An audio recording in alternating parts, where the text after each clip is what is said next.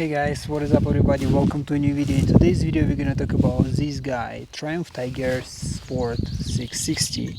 And the reason why I wanna talk about this motorcycle is because it's kind of like important motorcycle for motorcycle industry right now, because it kind of fill in the gap in middleweight sport touring motorcycles.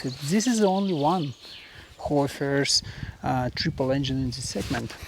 And also, it is the first time Triumph introduces motorcycle, like mass market motorcycle in this price range, and it has really good package for this, for this segment. It was introduced last year, and most of their owners and first buyers they got this motorcycle only in 2022.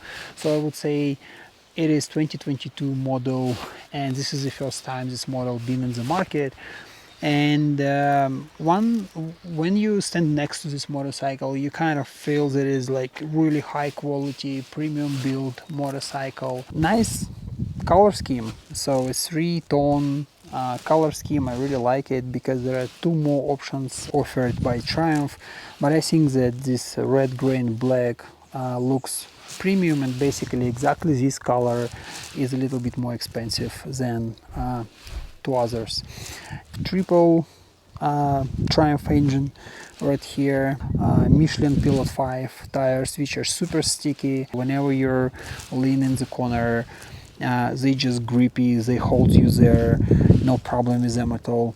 Exhaust, not silent, not loud to laugh enough, somewhere in the middle. I've been on a trip today for 100 something kilometers, and to be honest, I feel completely comfortable with this exhaust. So if you're considering buying middleweight motorcycle for traveling, and there are maybe number of reasons why you're not gonna go for a heavy motorcycle, why you want to start with a middleweight motorcycle, or why you want to go from a heavy touring motorcycle to a lightweight motorcycle. It all depends where you live, what kind of roads you want to ride, and also what kind of fun you want to have from this motorcycle. And to be honest, I've been reading this motorcycle for a couple of days already, and it gives you a lot of fun. It has some kind of it has things which can be done better, but I probably need more time to test them more and tell you all about it in my further videos. So if you really want to see my review, like full review, detailed review, and also hear all pros and cons for this motorcycle, should you buy it, should not you buy it, whom this motorcycle would be perfect for, and who definitely should not even consider this motorcycle for buying, subscribe to this channel, because in my further videos I will definitely tell you more. Now I just need more time to explore what this bike can offer. It has a lot of cool features right from the beginning, which also not offered by Japanese rivals. This tail part for me also looks really nice, but not really comfortable for second passenger, and I will tell you more about it later in my further videos.